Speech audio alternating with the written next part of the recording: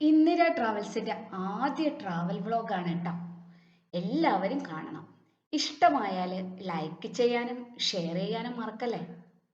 രാമേശ്വരം ധനുഷ്കോടി പോകാനായാണ് ഞാൻ പ്ലാൻ ചെയ്തത്. ഇതെന്റെ തനിച്ചുള്ള ഒരു യാത്രയാണ് കേട്ടോ. യാത്രയുടെ ഡ്യൂറേഷൻ പരമാവധി കുറച്ചുകൊണ്ടാണ് ഞാൻ എൻ്റെ പ്ലാനിങ് നടത്താറുള്ളത്. അതുകൊണ്ട് തന്നെ യാത്ര എപ്പോഴും രാത്രിയിലാക്കുകയാണ് പതിവ്. അതിന് രണ്ട് ഗുണങ്ങളുണ്ട് കേട്ടോ. ഒന്ന്, സ്റ്റേ വേണ്ടാത്തതിനാൽ ചെലവ് കുറയും. പിന്നെ സമയലാഭം. അങ്ങനെയാണ് കന്യാകുമാരിയിൽ നിന്നും രാമേശ്വരത്തേക്കുള്ള ട്രെയിനിൽ, അതായത് കന്യാകുമാരി രാമേശ്വരം സൂപ്പർ ഫാസ്റ്റ് എക്സ്പ്രസ്സിൽ ഞാൻ 23/4/2024 രാമേശ്വരത്തേക്കും 24/4/2024 തിരിച്ച് കന്യാകുമാരിക്കും ടിക്കറ്റ് ബുക്ക് ചെയ്തു. തിരിച്ചുള്ള ബുക്കിംഗ് ഞാൻ ഒന്നുകൂടി പ്ലാൻ ചെയ്തിരുന്നെങ്കിൽ എനിക്ക് കുറച്ചുകൂടി സമയവും പണവും ലാഭിക്കാമായിരുന്നു. അത് ഞാൻ വഴിയെ പറയാം.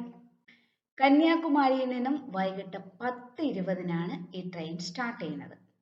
ഞാൻ ഏതാണ്ട് വൈകിട്ട് 3:30 കന്യാകുമാരിയിലെത്തി. കൊല്ലത്ത് നിന്നും കന്യാകുമാരിയിലേക്ക് ധാരാളം ട്രെയിനുകളുണ്ട്. ഞാൻ പോയത് രാവിലെ 10:30 ഉള്ള ബാംഗ്ലൂർ കന്യാകുമാരി എക്സ്പ്രസ്സിനാണ്. എനിക്ക് കുറച്ച് സമയം കന്യാകുമാരിയിൽ ചെലവഴിക്കണം എന്നുണ്ടായിരുന്നു. അതുകൊണ്ടാണ് കേട്ടോ ആ ട്രെയിൻ സെലക്ട് ചെയ്തത്. ഉച്ചയ്ക്ക് 2:30 അതിനുശേഷം ഒക്കെ കന്യാകുമാരിക്ക് ട്രെയിൻ ഉണ്ട്. കന്യാകുമാരിയിൽ എത്തി. നല്ല സ്റ്റേഷനാണ് കേട്ടോ. ഏതാണ്ട് ഒരു 3:30 ആയപ്പോൾ കന്യാകുമാരിയിലെത്തി. സ്റ്റേഷനിൽ നിന്ന് തന്നെ എല്ലാ പ്ലാറ്റ്ഫോമിലോട്ടും നേരിട്ട് പ്രവേശിക്കാം. ഓവർ ബ്രിഡ്ജിന്റെ ഒന്നും സഹായം വേണ്ട. ഓവർ ബ്രിഡ്ജ് ഒന്നും ഞാൻ അവിടെ കണ്ടതുമില്ല. ലേഡീസ് വെയിറ്റ് റൂം, അത്യാവശ്യ സൗകര്യങ്ങളെല്ലാം ഉണ്ട്. ബാത്റൂംസ് ഒക്കെ നല്ല ക്ലീൻ ആണ്. കുളിക്കാനും ഡ്രസ് മാറാനുമുള്ള സൗകര്യമുണ്ട്. ഞാൻ സ്റ്റേഷനിൽ നിന്ന് തന്നെ ഒന്ന് ഫ്രഷായി ചായ കുടിച്ചു. എൻ്റെ ബാഗ് അവിടെ ക്ലോക്ക് റൂമിൽ ഏൽപ്പിച്ചു. ഒരു ദിവസത്തേക്ക് 10 രൂപ മാത്രമാണ് ചാർജ്. സ്റ്റേഷനിൽ നിന്ന് ഏതാണ്ട് 1 കിലോമീറ്റർ മാത്രമേ ഉള്ളൂ കന്യാകുമാരി ബീച്ചിലേക്ക്. നടന്നു പോകാനുള്ള ദൂരം മാത്രം. ബീച്ചിനടുത്ത് തന്നെയാണ് കന്യാകുമാരി ദേവി ക്ഷേത്രവും. റെയിൽവേ സ്റ്റേഷനിൽ നിന്നും റോഡിലേക്ക് ഇറങ്ങുന്ന വഴിയിൽ തന്നെ ഒരു വാക്സ് മ്യൂസിയവും ഉണ്ട്. ഞാൻ മ്യൂസിയത്തിലൊന്നും കയറിയില്ല. ക്ഷേത്രത്തിൽ കയറി തൊഴുതു. തീരെ തിരക്കില്ലായിരുന്നു. വിവിധ ജലജീവികളെയും മറ്റും പ്രദർശിപ്പിക്കുന്ന തമിഴ്നാട് ഗവൺമെന്റിന്റെ മറ്റൊരു മ്യൂസിയവും ബീച്ചിനടുത്തുണ്ട്. പിന്നെ വിവേകാനന്ദ റോക്ക് മെമ്മോറിയലിൽ ബോട്ട് സർവീസ് ഒക്കെ നടക്കുന്നുണ്ടായിരുന്നു. ഞാൻ അങ്ങോട്ട് പോയില്ല. കടൽക്കാറ്റേറ്റ് തിരമാലകളെ നോക്കിയിരുന്ന് സമയം കളയാനാണ് എനിക്കിഷ്ടം. വളരെ മനോഹരമായ അപകടം കുറഞ്ഞ ബീച്ചാണ് കന്യാകുമാരി ബീച്ച്. അറബിക്കടലും ഇന്ത്യൻ മഹാസമുദ്രവും സംഗമിക്കുന്ന കന്യാകുമാരിയുടെ സൗന്ദര്യം. പിന്നെ കക്കകളുടെ ഒരു മഹാശേഖരത്തിലൂടെയുള്ള ഒരു നടത്തം. കച്ചവടക്കാരും കുട്ടികളും ആർട്ടുല്ലസിക്കുന്നവരും വീഡിയോ ഫോട്ടോ. അതിനിടയിൽ അങ്ങ് ദൂരെ അസ്തമിക്കാൻ ഒരുങ്ങുന്ന സൂര്യൻ. പിന്നെ പതിയെ ഇരുട്ട് മൂടിക്കൊണ്ടിരിക്കുമ്പോൾ വൈദ്യുത ദീപത്താൽ അലങ്കരിച്ച റോക്ക് മെമ്മോറിയൽ. കന്യാകുമാരിയുടെ തീരങ്ങൾ. ഏതാണ്ട് 8 മണി വരെ ഞാൻ അവിടെ ചെലവഴിച്ചു. അതിനിടയിൽ ഭക്ഷണവും കഴിച്ചു. ദേവിയെ എഴുന്നള്ളിക്കുന്നതും കടലിലേക്കുള്ള കൽപ്പടവുകളിൽ എണ്ണയൊഴിച്ച് കത്തിച്ച ദീപപ്രഭയാൽ അലങ്കരിച്ചുള്ള പൂജാ ചടങ്ങുകളും കണ്ടു. ഏതാണ്ട് 8:15 ഞാൻ തിരിച്ച് സ്റ്റേഷനിലെത്തി. ഡ്രസ്സ് ചേഞ്ച് ചെയ്ത് ഫ്രഷപ്പായി.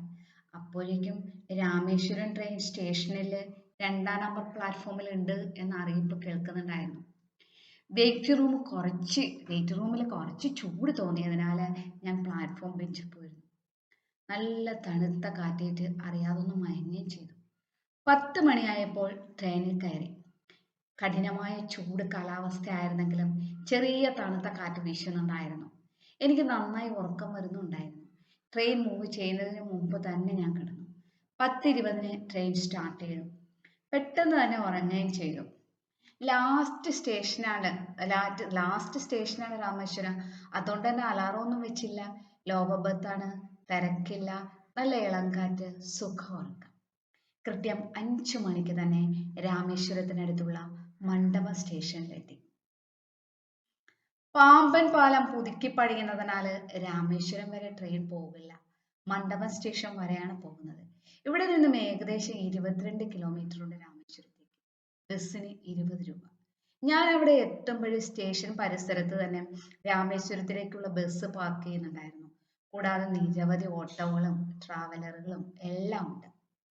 ഞാൻ പല്ലൊക്കെ തേച്ച് ഫ്രഷായി നേരം വെളുത്തിട്ട് രാമേശ്വരത്തേക്ക് പോകാമെന്ന് കരുതി. ബസ്സിൽ കയറിയില്ല. നേരം വെളുത്തിട്ട് പാമ്പൻ പാലവും കണ്ടുകൊണ്ട് പോകാമല്ലോ. തീരെ ചെറിയ സ്റ്റേഷനാണ്. അടുത്ത് കടയൊന്നുമില്ല. സൗകര്യങ്ങളൊക്കെ തീരെ കുറവ്. പക്ഷേ ലേഡീസ് വെയിറ്റിംഗ് റൂമുണ്ട്, ടോയ്ലറ്റ് ഉണ്ട്, ബാത്റൂം ഉണ്ട്. നല്ല സൗകര്യമാണ്, ക്ലീൻ ആണ്. അതുപോലെ അത്യാവശ്യ കാര്യങ്ങളെല്ലാം ഞാൻ അവിടെ നിർവഹിച്ചു. ഡ്രസ് ചേഞ്ച് ചെയ്തു, കുളിച്ചു. പിന്നെ അവിടെ നിന്ന് ബസ് സ്റ്റോപ്പിലേക്ക് 5 മിനിറ്റ് നടന്നാൽ മതി എന്ന് പറഞ്ഞു. 6 മണിയായപ്പോൾ ഞാൻ ബസ് സ്റ്റോപ്പിലേക്ക് നടന്നു. പക്ഷെ കുറച്ചു നേരം ബസ് കാത്ത് നിന്നിട്ടും ബസ്സൊന്നും വന്നില്ല കേട്ടോ. അവിടെ കുറച്ച് പേര് രാമേശ്വരം ക്ഷേത്രത്തിലേക്ക് പോകാൻ നിൽക്കുന്നുണ്ടായിരുന്നു. തമിഴ്നാട്ടുകാരും ഉണ്ടായിരുന്നു, ടൂറിസ്റ്റുകളും ഉണ്ടായിരുന്നു. അപ്പോഴാണ് ഒരു ഓട്ടോ വന്നത്. ഒരു ഓട്ടോ ഒരാൾ 40 രൂപ കൊടുത്താൽ മതി, ക്ഷേത്രം വരെ കൊണ്ടുവിടാം എന്ന് പറഞ്ഞു. ബസ്സാണെങ്കിൽ സ്റ്റാൻഡ് വരെ പോവുള്ളൂ. അപ്പൊ ക്ഷേത്രം വരെ പോകുമ്പോൾ നമുക്ക് അത് തന്നെയാണ് നല്ലതെന്ന് എനിക്കും തോന്നി. അങ്ങനെ ഓട്ടോയിൽ കയറി. ഓട്ടോ ആകുമ്പോൾ പാമ്പൻ പാലം നമുക്ക് നന്നായിട്ട് കണ്ടു പോവുകയും ചെയ്യാം, വേണമെങ്കിൽ അവിടെ നിർത്തുകയും ചെയ്യാം. അങ്ങനെ പാമ്പൻ പാലത്തിന്റെ മുകളിൽ എത്തിയപ്പോൾ അയാൾ ഓട്ടോ നിർത്തി. പിന്നെ പതുക്കെ നീങ്ങി. അവിസ്മരണീയമായ ഒരു കാഴ്ചാനുഭവം. പാമ്പൻ റെയിൽപാലം, സമാന്തരമായ റോഡ് പാലം, ഇരുവശവും കടല്, റെയിൽപാലത്തിനടിയിൽ ഇടയിലെ കപ്പൽ ചാനല്, ദൂരെ വിദൂര ദൃശ്യമായി ധനുഷ്കോടി, കടലിൽ നിരനിരയായി കിടക്കുന്ന മത്സ്യബന്ധന ബോട്ടുകൾ. പറഞ്ഞു തരാൻ കഴിയാത്ത അത്രയുണ്ട് കാഴ്ചകൾ. ഏതാണ്ട് 7 മണി ആകാറാവുമ്പോഴേക്കും ഞങ്ങൾ ക്ഷേത്ര പരിസരത്തെത്തി. ഫ്രഷ് ആകാനും കുളിക്കാനും വിവിധ നിരക്കിലുള്ള ധാരാളം റൂമുകൾ അവിടെ ലഭ്യമാണ്. ലോക്കർ സൗകര്യം ലഭ്യമാണ്. ഞാൻ ഒരു ലോക്കറിൽ ലോക്കർ സൗകര്യമുള്ള ഒരു ഹോട്ടലിലാണ് ഞാൻ എൻ്റെ ബാഗ് വെച്ചത്. അവിടെ തന്നെ ബാത്റൂം ഒക്കെ ഉപയോഗിക്കാം എന്ന് അവർ പറഞ്ഞിരുന്നു. 100 രൂപയാണ് നിരക്ക്. നമ്മൾ ക്ഷേത്രത്തിൽ കയറുന്നതിന് മുമ്പേ ആദ്യം അഗ്നിതീർത്ഥത്തിലേക്കാണ് പോകുന്നത്. അഗ്നിതീർത്ഥത്തിൽ കുളിക്കണം. അവിടെ ബലിതർപ്പണം നടത്തുന്ന ധാരാളം ആളുകളെ കണ്ടു, കുളിക്കുന്നവരെ കണ്ടു. അഗ്നിതീർത്ഥത്തിൽ ഒരു അല്പസമയം ചെലവഴിച്ചതിന് ശേഷം ഗോപുരത്തിന്റെ വടക്കേ ഗോപുര നടയിലൂടെയാണ് നമ്മൾ ക്ഷേത്രത്തിനടുത്തേക്ക് കയറുന്നത്. അവിടെയാണ് 22 തീർത്ഥക്കുളങ്ങൾ ഉള്ളത്, തീർത്ഥക്കിണറുകൾ ഉള്ളത്. അവിടെ 25 രൂപയാണ് നമുക്ക് അവിടെ കുളിക്കാനുള്ള ചാർജ്. ഓരോ തീർത്ഥക്കിണറിലേക്കും വഴി നയിക്കുന്നുണ്ട്. 1, 2, 3 എന്ന് നമ്പർ ഇട്ടിട്ടുണ്ട്. എല്ലാ കിണറിന്റെ അടുത്തും നമ്മൾ ചെന്ന് കഴിഞ്ഞാൽ വെള്ളം കോരി നമ്മുടെ തലയിൽ ഒഴിച്ചു തരും. പിന്നെ അവിടെ നിന്നും ഈ 22 തീർത്ഥക്കിണറുകളും സന്ദർശിച്ചതിന് ശേഷം നമ്മൾ എത്തപ്പെടുന്നത് മറ്റൊരു ഗോപുരനടയിലേക്കാണ്. അവിടെ ഡ്രസ്സ് ചേഞ്ച് ചെയ്യാനും അതുപോലെ ഡ്രസ്സ് ഉണക്കാനും ഒക്കെയുള്ള എല്ലാ സൗകര്യങ്ങളും സ്ത്രീകൾക്കും പുരുഷന്മാർക്കും പ്രത്യേകമുണ്ട്. അതിനുശേഷം മറ്റൊരു ഗോപുരനടയിലൂടെ ആണ് ദർശനത്തിനുള്ള ക്യൂ. ദർശനത്തിനുള്ള ക്യൂവിലേക്ക് ഞാൻ പ്രവേശിച്ചു. ഏതാണ്ട് ഏപ്രിൽ അവസാനം വേനൽക്കാലമൊക്കെ ആയതുകൊണ്ടായിരിക്കാം വലിയ തിരക്കില്ല. അതുകൊണ്ട് തന്നെ ഓപ്പൺ ക്യൂ, സാധാരണ ക്യൂ മതി എന്ന് തന്നെ അവിടെ 1-2 പേരൊക്കെ പറഞ്ഞു. അങ്ങനെ സാധാരണ ക്യൂവിൽ തന്നെയാണ് പ്രവേശിച്ചത്. വിഗ്രഹാരാധനയിൽ ഒന്നും വിശ്വാസമില്ലാത്തവരെയും ടൂറിസ്റ്റുകളെയും എല്ലാം ഭക്തിയുടെ പരകോടിയിൽ എത്തിക്കുന്ന ക്ഷേത്രാന്തരീക്ഷം. പണ്ട് രാജാക്കന്മാരുടെ കാലത്ത് പണി കഴിപ്പിച്ച വിശാലമായ ക്ഷേത്രം. കൊത്തുപണികൾ, ക്ഷേത്രത്തിനകത്തെ കൊത്തുപണികൾ വിവരണാതീതമാണ്. എന്തൊരു ഭംഗിയാണ്, എന്തൊരു ഫിനിഷിംഗ് ആണ്. അധികമൊന്നും ക്യൂ നിൽക്കേണ്ടി വന്നില്ല. നല്ലൊരു ദർശനം തന്നെ ലഭിച്ചു. വിശ്വേശ്വരലിംഗ ദർശനം കൂടാതെ ഒരുപാട് ചെറിയ ചെറിയ ദർശനങ്ങളും അവിടെയൊക്കെ വിവരണങ്ങളും അവിടെ കണ്ടു. ദർശനത്തിന് ശേഷം ഏതാണ്ട് 1 മണിക്കൂറോളം ഞാൻ ക്ഷേത്രത്തിനുള്ളിലെ വിവിധ കാഴ്ചകൾ കണ്ടിട്ടും തീരാത്ത അത്രയുണ്ട്. ആദ്യം വരുന്ന ഒരാൾക്ക് ദിക്ക് തെറ്റും. ആ ഇടനാഴികളിലൂടെ, കൊത്തുപണികൾ നിറഞ്ഞ ഇടനാഴികളിലൂടെ നടക്കുമ്പോൾ നമ്മളേതോ രാജകൊട്ടാരത്തിൽ എത്തിച്ചേർന്ന പോലെ ഒരു ഫീലിംഗ്. ഏതാണ്ട് 11 മണിയോടെ 4ാമത്തെ ഗോപുരത്തിലൂടെയാണ്. ഉത്തരാന്ത്യക്കാരെയാണ് കൂടുതലും ക്ഷേത്രത്തിൽ കണ്ടത്. ക്ഷേത്രാചാരങ്ങളെല്ലാം അതേപടി ആചരിച്ച് പിതൃതർപ്പണം നടത്തി 22 കിണറുകളിലെ വെള്ളത്തിലും കുളിച്ച് ഈറൻ മാറ്റി ക്ഷേത്ര ദർശനം നടത്തുന്ന ഇവരോടൊപ്പം നടക്കുമ്പോൾ നമ്മൾ ഒറ്റയ്ക്കാണെന്ന ഒരു തോന്നലോ, ഇത്തരം ആചാരങ്ങളിൽ നിന്നും വിശ്വാസമില്ലാത്ത ആൾ എന്ന ഒരു തോന്നലോ ഒന്നും ഉണ്ടായില്ല. അവരോടൊപ്പം ചേർന്ന് അവരിൽ ഒരാളായി അവരോടൊപ്പം മന്ത്രങ്ങൾ ഉരുവിട്ട് നടക്കുമ്പോൾ ഞാനും ഭക്തിയുടെ ഏതോ ഒരു അവസ്ഥയിൽ എത്തിച്ചേർന്നു എന്ന് എനിക്ക് തോന്നിപ്പോയി. ഏതാണ്ട് 11 മണിയോടെ പുറത്തിറങ്ങി ബ്രേക്ക്ഫാസ്റ്റ് കഴിച്ചു. ധനുഷ്കോടിയിലേക്കുള്ള ബസ് അന്വേഷിച്ചപ്പോൾ ക്ഷേത്രത്തിനടുത്തുള്ള ബസ് സ്റ്റോപ്പിൽ തന്നെ നിന്നാൽ മതി എന്ന് പറഞ്ഞു. മലയാളം എല്ലാവർക്കും മനസ്സിലാകുന്നുണ്ട്, പക്ഷെ മറുപടി തമിഴിലാണ് പറയുന്നത്. ഏതാണ്ട് 15 മിനിറ്റോളം നിന്നിട്ട് ബസ് വന്നില്ല. ഉടൻ വരുമെന്ന് അവിടെ നിന്ന പോലീസുകാരൻ പറഞ്ഞു. അപ്പോഴാണ് ഓട്ടോ ഷെയർ ചെയ്യുന്നു എന്ന് ചോദിച്ചൊരു ഓട്ടോ ഡ്രൈവർ വന്നത്. രണ്ട് വശത്തേക്കും കൂടി 200 രൂപ. എല്ലാ സ്ഥലങ്ങളും കൊണ്ടുപോയി കാണിക്കും. അതാണ് നല്ലത് എന്ന് എനിക്കും തോന്നി. ബസ്സിൽ 25 രൂപയേ ഉള്ളൂ ചാർജ് കുറവാണ്. പക്ഷെ നമുക്ക് കാണേണ്ട സ്ഥലങ്ങൾ നമ്മൾ തന്നെ കണ്ടെത്തണം. ഓരോ സ്ഥലത്തും വീണ്ടും വീണ്ടും നമ്മൾ ബസ്സിൽ പോകേണ്ടി വരും. ഓട്ടോ ആകുമ്പോൾ ഡ്രൈവർക്ക് നല്ല പരിചയമാണ്, അയാൾ തദ്ദേശീയനാണ്, അയാളുടെ ലാഭത്തിന് വേണ്ടിയിട്ട് തന്നെയാണ് ഈ ഷെയർ ഓട്ടോ സിസ്റ്റം എങ്കിൽ പോലും നമുക്ക് നല്ലത് അത് തന്നെയാണെന്ന് എനിക്ക് തോന്നി. ഡ്രൈവർ പറഞ്ഞ സ്ഥലങ്ങളിലൊക്കെ ബസ്സിലോ അല്ലെങ്കിൽ തന്നെയോ എത്തിപ്പെടാൻ നമുക്ക് കഴിയില്ല. സ്ഥലപരിചയമൊന്നും നമുക്കില്ലല്ലോ. ഓട്ടോയിൽ കയറി. എന്നെ കൂടാതെ 4 പേർ കൂടി ഉണ്ടായിരുന്നു. 2 പേർ യുപിയിൽ നിന്നാണ്, 2 പേർ മഹാരാഷ്ട്രയിൽ നിന്നും. 2 പേര് സ്ത്രീകളായിരുന്നു. അത്യാവശ്യം മുറി ഇംഗ്ലീഷിലൊക്കെ അവരുമായിട്ട് കമ്മ്യൂണിക്കേറ്റ് ഒക്കെ ചെയ്തു.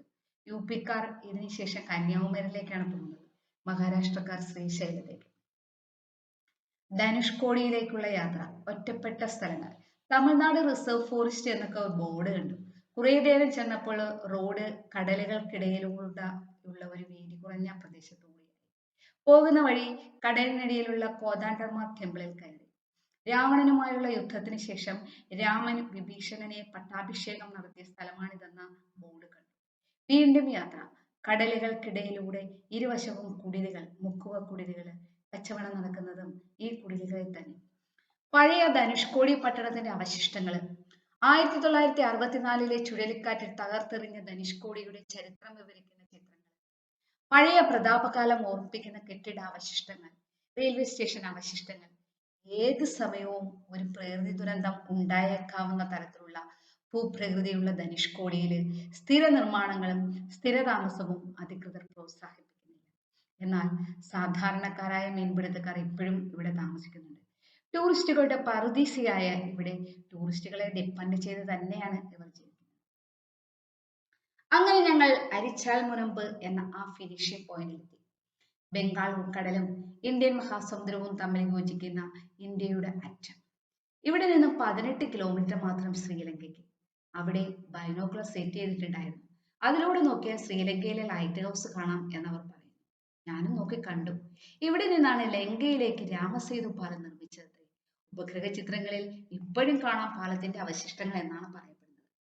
പാലം നിർമ്മിക്കാൻ ഉപയോഗിച്ച ഫ്ലോട്ടിംഗ് സ്റ്റോൺ നമ്മൾ പിന്നീട് കണ്ടു. ബീച്ചിൽ ഇറങ്ങാനുള്ള സൗകര്യമുണ്ടായിരുന്നു. ധാരാളം പേർ ഇറങ്ങി ആസ്വദിക്കുന്നുണ്ടായിരുന്നു. ഇന്ത്യൻ മഹാസമുദ്രം സാധാരണ ശാന്തമായും ബംഗാൾ ഉൾക്കടൽ പലപ്പോഴും പ്രതികൂല അവസ്ഥയിലും ആയിരിക്കും എന്നാണ് പറഞ്ഞത്. ഒരു വലിയ തിര വന്നാൽ മുങ്ങിപ്പോകാവുന്ന അത്ര വീതിയുള്ള ഒരു പ്രദേശം. വാക്കുകൾക്ക് അതീതമായ കാഴ്ച വിസ്മയമാണ് ധനുഷ്കോടി. അവിടെ പോയി അനുഭവിക്കുക തന്നെ വേണം. പോകുമ്പോൾ രാവിലെയോ വൈകിട്ടോ പോകാൻ ശ്രമിക്കുക. ഞങ്ങൾ ചെന്നപ്പോൾ നല്ല വെയിലായിരുന്നു. എങ്കിൽ പോലും തിരിച്ചു പോരാൻ തോന്നാത്ത എന്തോ ഒരു വശ്യത നമ്മെ അവിടെ പിടിച്ചു നിർത്തുന്നു. കരകൗശല വസ്തുക്കളും ഭക്ഷണ സാധനങ്ങളും ഒക്കെ അവിടെ വിൽപ്പനയ്ക്കുണ്ട്. ഏതാണ്ട് 1 മണിക്കൂറോളം ഞങ്ങൾ അവിടെ ചെലവഴിച്ചതിന് ശേഷം തിരിച്ചു ഊട്ടിയിലേക്ക്. രാമേശ്വരത്ത് നിന്ന് ബസ് വന്ന് തിരിച്ചു പോകുന്നത് കണ്ടു. തുടർന്ന് പോയത് APJ അബ്ദുൽ കലാം വസതിയിലേക്കാണ്. അവിടെ ഒരു ചെറു മ്യൂസിയമായി സംരക്ഷിച്ചിരിക്കുന്നു. അദ്ദേഹത്തിന്റെ പ്രചോദിപ്പിക്കുന്ന ജീവിതയാത്ര നമുക്കവിടെ ദർശിക്കാം. തുടർന്ന് ശ്രീരാമചരിത്രവുമായി ബന്ധപ്പെട്ട ചെറുതും വലുതുമായ 9ഓളം ക്ഷേത്രങ്ങളിൽ പോയി. രാമപാദം, രാമതീർത്ഥം, രാമകുണ്ടം, ലക്ഷ്മണതീർത്ഥം തുടങ്ങി ഭക്തർക്ക് ആരാധിക്കാനും കാഴ്ചക്കാർക്ക് കാണിക്കയൊരുക്കുന്ന വലിയ ക്ഷേത്രക്കുളങ്ങളോടുകൂടിയ ക്ഷേത്രങ്ങൾ. ഓരോ ക്ഷേത്രവും ശ്രീരാമചരിതത്തിന്റെ ഭാഗവുമാണ്. അതിലൊരു ക്ഷേത്രത്തിലാണ് വെള്ളത്തിൽ പൊങ്ങിക്കിടക്കുന്ന കല്ലുകൾ ദർശിക്കാൻ കഴിഞ്ഞത്. ക്ഷേത്ര ദർശനങ്ങളെല്ലാം കഴിഞ്ഞപ്പോഴേക്കും ഏതാണ്ട് 2 മണിയോളമായി. രാവിലത്തെ പൂരി വൈകി കഴിച്ചതിനാലും ധനുഷ്കോടിയിൽ നിന്ന് പഴങ്ങളൊക്കെ വാങ്ങിക്കഴിച്ചിരുന്നതിനാലും വിശപ്പിലായിരുന്നു. ട്രെയിൻ വൈകിട്ട് 9:30-നാണ്. ധാരാളം സമയമുണ്ട്. ഞാൻ വീണ്ടും രാമേശ്വരം ക്ഷേത്രത്തിനുള്ളിലേക്ക് തന്നെ കയറി. അവിടെ രാവിലത്തെ പൂജകളൊക്കെ കഴിഞ്ഞു. അപ്പോഴേക്കും നമ്മളെ രാമേശ്വരം ക്ഷേത്രത്തിൽ കൊണ്ടുവിട്ടായിരുന്നു കേട്ടോ. മറ്റെല്ലാ ക്ഷേത്രങ്ങളും കഴിഞ്ഞ് രാമേശ്വരം ക്ഷേത്ര പരിസരത്ത് തന്നെയാണ് ഓട്ടോക്കാരൻ കൊണ്ടുവിട്ടത്. ഇനി അടുത്ത പൂജ തുടങ്ങുന്നത് 3 മണിക്കാണ് എന്നറിഞ്ഞു. ധാരാളം പേര്, കൂടുതലും നോർത്ത് ഇന്ത്യൻസ് ആണ്, 3 മണിയാകാനായി അവിടെ കാത്തിരിക്കുന്നുണ്ടായിരുന്നു. ഞാനും അവരോടൊപ്പം അവിടെ ഇരുന്നു. കുറച്ചു നേരം ക്ഷേത്രത്തിനുള്ളിലെ കൊത്തുപണികളൊക്കെ വീണ്ടും കണ്ടു നടന്നു. പുറത്ത് അതികഠിനമായ ചൂടാണെങ്കിലും ക്ഷേത്രത്തിനകത്ത് ചൂടില്ലായിരുന്നു. ഏതാണ്ട് 3:30 3:04 മണി വരെ ഞാൻ അവിടെ ഇരുന്നു. പിന്നീടാണ് പുറത്തു വന്ന് ചോറ് കഴിച്ചത്. നല്ല ഭക്ഷണമായിരുന്നു. അതിനുശേഷം ബസ് സ്റ്റാൻഡിലേക്കുള്ള ബസ്സിൽ കയറി സ്റ്റാൻഡിലെത്തി. സ്റ്റാൻഡിലെ മരച്ചുവട്ടിലും കുറച്ചു നേരം ഇരുന്നപ്പോൾ തന്നെ മണ്ഡപം റെയിൽവേ സ്റ്റേഷനിലേക്കുള്ള ബസ് പിടിച്ചിട്ടു. ആ ബസ്സിൽ കയറി ഏതാണ്ട് 5:30 6 മണി അടുപ്പിച്ച് ഞാൻ മണ്ഡപം റെയിൽവേ സ്റ്റേഷനിൽ. റെയിൽവേ സ്റ്റേഷനിൽ സൗകര്യം കുറവാണെങ്കിലും പുറത്ത് വിശാലമായ ഗ്രൗണ്ട് ഉണ്ടായിരുന്നു. തണൽ മരങ്ങളും ധാരാളം കാറ്റുമുണ്ട്. ധാരാളം യാത്രികർ അവിടെ ഇരിപ്പുണ്ടായിരുന്നു. പുറത്ത് പേ ആൻഡ് യൂസ് ടോയ്ലറ്റുകളുണ്ട്. പലരും തറയിൽ വിരിച്ച് കിടക്കുന്നുണ്ടായിരുന്നു. അകത്തും ലേഡീസ് വെയിറ്റ് റൂമും ടോയ്ലറ്റും ഒക്കെ ഉണ്ട്. റൂമിൽ ഇരിക്കുന്നവർ ചുരുക്കം പേരാണ്, ആരുമില്ലെന്ന് തന്നെ പറയാം. കുറേ നേരം ഞാൻ ലേഡീസ് വെയിറ്റ് റൂമിൽ ഇരുന്നു. ഫോൺ ചാർജ് ചെയ്തു. ബാത്റൂം ക്ലീൻ ആണ്. കുളിക്കുന്നതിനുള്ള സൗകര്യമുണ്ട്. എനിക്ക് തിരിച്ച് മണ്ഡപം സ്റ്റേഷനിലേക്ക് വരുന്ന വഴി വീണ്ടും പാമ്പൻ പാലം അവിടെ ഇറങ്ങി കുറേ സമയം ചെലവഴിക്കാനുള്ള സമയമൊക്കെ ഉണ്ടായിരുന്നു. പക്ഷെ ഞാൻ അധിക നേരം നിന്നില്ല. ഒന്നാമത് കുറച്ച് വെയിലുണ്ടായിരുന്നു. പിന്നെ പെട്ടെന്ന് തന്നെ സ്റ്റേഷനിലേക്ക് വരികയാണ് ചെയ്തത്. 7 മണിയായപ്പോൾ തന്നെ ട്രെയിൻ പ്ലാറ്റ്ഫോമിലുണ്ട് എന്ന അനൗൺസ്മെന്റ് കേട്ടു. പിന്നെ എൻ്റെ കയ്യിൽ ബ്രെഡ് ഉണ്ടായിരുന്നു. ബ്രെഡ് ഞാൻ കഴിച്ചു. 9:30-നാണ് ട്രെയിൻ എടുത്തത്. അതുപോലെ തന്നെ എനിക്ക് പറയാനുള്ള മറ്റൊരു കാര്യം എന്താണെന്ന് വെച്ചാൽ, ഈ റെയിൽവേ സ്റ്റേഷനിൽ കന്യാകുമാരിയിലാണെങ്കിൽ പോലും അല്ലെങ്കിൽ രാമേശ്വരത്താണെങ്കിൽ പോലും ലേഡീസ് വെയിറ്റിംഗ് റൂമിൽ ആളുകൾ വരുന്നത് വളരെ കുറവാണ്. കാരണം എല്ലാവരും കൂട്ടമായിട്ടാണ് യാത്രയ്ക്ക് വരുന്നത്. അപ്പോൾ അവരുടെ കൂടെ ജെൻസ് ഉണ്ടാവും. അപ്പോൾ അവരെല്ലാം കൂട്ടമായിട്ട് ഒന്നുകിൽ പ്ലാറ്റ്ഫോമിൽ അല്ലെങ്കിൽ മറ്റൊരു അപ്പർ ക്ലാസ് വെയിറ്റ് റൂം മറ്റുണ്ട്, അവിടെയാണ് ഇരിക്കാറ്. അപ്പോൾ ലേഡീസ് വന്ന് ടോയ്ലറ്റ് ഉപയോഗിക്കുക, തിരിച്ചു പോവുക. അപ്പോൾ ലേഡീസ് വെയിറ്റ് റൂമിൽ തീരെ തിരക്കാണ്. കന്യാകുമാരിയിൽ കുറച്ച് പേരുണ്ടായിരുന്നു. എന്നാൽ രാമേശ്വരത്താണെങ്കിൽ ഞാൻ മാത്രമായിരുന്നു ആ റൂമിൽ. അത് പ്ലാറ്റ്ഫോമിനോട് ചേർന്ന് തന്നെയാണ്. പക്ഷെ നമുക്ക് പേടിയൊന്നും തോന്നില്ല. എപ്പോഴും നല്ല തിരക്കുള്ള, എന്താ ഒരു ക്ഷേത്രാന്തരീക്ഷം പോലെ തന്നെ നല്ല തിരക്കുള്ള റെയിൽവേ സ്റ്റേഷൻ. വളരെ ചെറിയ റെയിൽവേ സ്റ്റേഷൻ ആണെങ്കിൽ പോലും നൂറുകണക്കിന് എനിക്ക് തോന്നുന്നു ഒരു 500-ൽ പുറത്ത് ആളുകളെങ്കിലും ഞാൻ രാവിലെയും വൈകിട്ടും അവിടെ ഉണ്ടായിരുന്നു എന്ന് എനിക്ക് തോന്നുന്നു. തിരിച്ച് 9:30-നാണ് ട്രെയിൻ. അതായത് രാമേശ്വരം അവിടെ നിന്ന് തന്നെ സ്റ്റാർട്ട് ചെയ്യുന്ന ട്രെയിനാണ്. അത് കന്യാകുമാരി വരെയുണ്ട്. കന്യാകുമാരിയിലാണ് അവസാനിക്കുന്നത്. പോകുന്ന വഴിക്ക് ഞാൻ നാഗർകോവിലിൽ ഇറങ്ങി പോകാം എന്ന് കരുതി. അപ്പൊ നാഗർകോവിലില് പിന്നെ ഇതിന്റെ ടൈം എന്ന് പറയുന്നത് 3:30-ക്കാണ് നാഗർകോവിലിൽ എത്തേണ്ടത്. അപ്പോൾ 4:15 നാഗർകോവിലിൽ നിന്നും പരശുറാം കൊല്ലത്തേക്കുണ്ട്. അതിൽ തിരിച്ച് കൊല്ലത്തേക്ക് പരശുറാമിൽ വരാം എന്ന് കരുതിയിട്ടാണ് നാഗർകോവിലിൽ ഇറങ്ങാമെന്ന് കരുതിയത്. പക്ഷെ നമ്മുടെ ട്രെയിൻ നാഗർകോവിലിൽ എത്തിയപ്പോൾ 5:30-ആയി. പരശുറാമൊക്കെ എങ്ങ് പോയിരുന്നു. അതുകൊണ്ട് ഞാൻ 5:30-ക്ക് നാഗർകോവിലിൽ ഇറങ്ങി. ബസ്സിൽ തിരുവനന്തപുരം നാഗർകോവിലില് റെയിൽവേ സ്റ്റേഷന്റെ പരിസരത്ത് നിന്ന് തന്നെ സ്റ്റാൻഡിലേക്ക് ബസ് കിട്ടും. സ്റ്റാൻഡിൽ നിന്നും തിരുവനന്തപുരത്ത് നിന്നും കൊട്ടാരക്കരയ്ക്കടുത്തുള്ള എൻ്റെ വീട്ടിൽ ഏതാണ്ട് 9:30-ന് രാവിലെ 9:30-ന് ഞാൻ എത്തി. 9:30-ക്ക്. എന്റെ തിരിച്ചുള്ള യാത്ര ഒരല്പം കൂടി മാറ്റി പ്ലാൻ ചെയ്തിരുന്നെങ്കിൽ, അതായത് ഞാൻ വന്ന ട്രെയിൻ തിരുനെൽവേലിയിൽ ഇറങ്ങിയിരുന്നെങ്കിൽ തീർച്ചയായിട്ടും എനിക്ക് മധുര പുനലൂർ എക്സ്പ്രസ് കിട്ടിയേനെ. ആ ഒരു ട്രെയിൻ കിട്ടിയേനെ. അല്ല, അതുപോലെ തന്നെ ഞാൻ രാമേശ്വരത്ത് നിന്നും ഡയറക്റ്റ് മധുര പോയിരുന്ന് ഇറങ്ങിയിരുന്നെങ്കിൽ മധുര മീനാക്ഷി ക്ഷേത്രവും സന്ദർശിച്ചിട്ട് ഈ മധുര പുനലൂര് ട്രെയിനിൽ വന്ന് കൊട്ടാരക്കര ഇറങ്ങാൻ കഴിയുമായിരുന്നു. കുറച്ചും കൂടി പൈസ ലാഭിക്കാമായിരുന്നു. കുറച്ചും കൂടി സമയം ലാഭിക്കാമായിരുന്നു. മധുര മീനാക്ഷി ക്ഷേത്രം കാണുകയും ചെയ്യാം. അപ്പോൾ ഇനി വീണ്ടും അടുത്ത യാത്രയിൽ കാണാം. ബൈ.